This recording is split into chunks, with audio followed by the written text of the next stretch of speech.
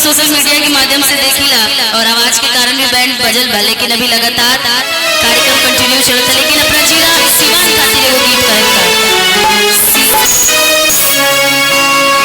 कि गजब लागेला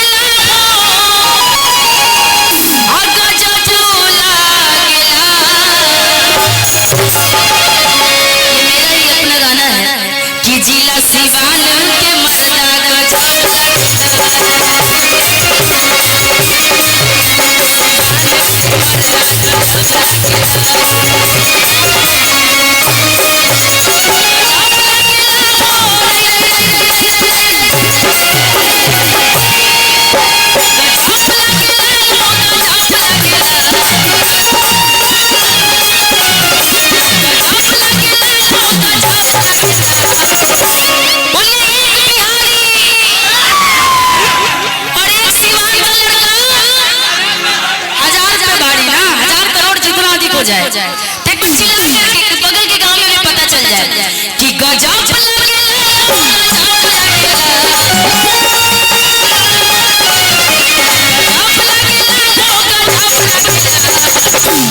तुम कहाँ से आई हो? नेपाल से? भैया सोच लेना नेपाल से आई है। कहाँ आई हो?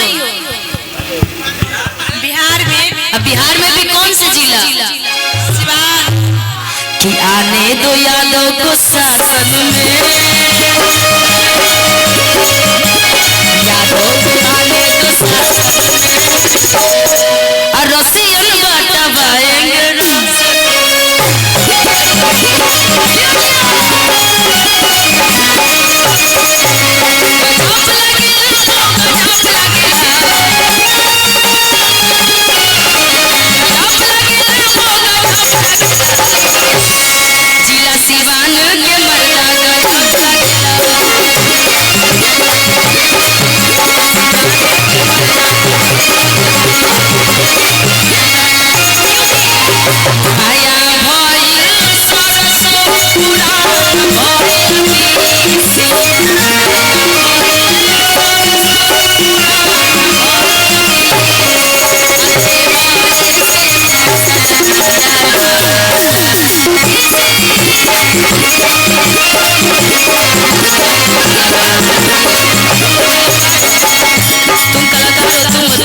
पैसा। अरे नहीं, मेरा अपना स्टूडियो है छपरा गरफर थाना के पास में, विशु रिकॉर्डिंग स्टूडियो।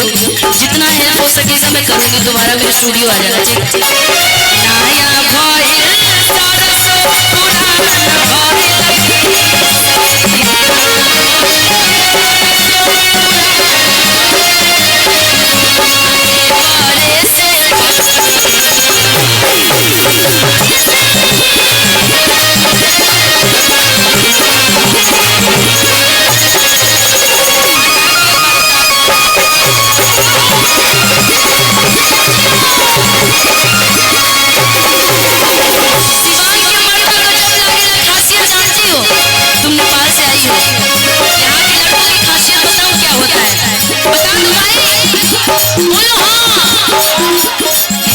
नजर चारों तरफ दौड़ाना, आप सब पीछे देखे नहीं हट कटा मुझे